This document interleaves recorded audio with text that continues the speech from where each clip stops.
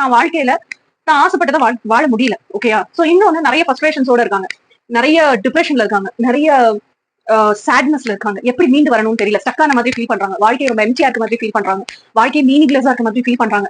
இப்படிங்கும் போதெல்லாம் அதோட பிளஸ் இது மாத்திரம் இருந்தா பத்தாது. இப்படி இருக்காங்க.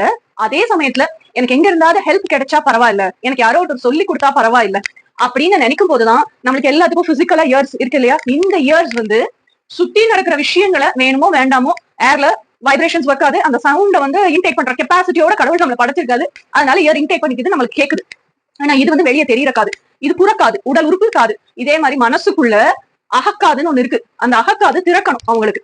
திறந்து நான் இவ்வளவு கஷ்டப்படுறேன், எனக்கு ஹெல்ப் வேணும் அப்படின்னு அவங்க கேட்கணும். கேட்டா மட்டும் பத்தாது, அவங்க ஹெல்ப் பண்றதுக்கு எனர்ஜி எக்ஸ்சேஞ்சா நான் எனக்காக இன்வெஸ்ட் பண்ணிக்கிறதுக்கு ரெடியா இருக்கேன் அதுவும் இருக்கணும்.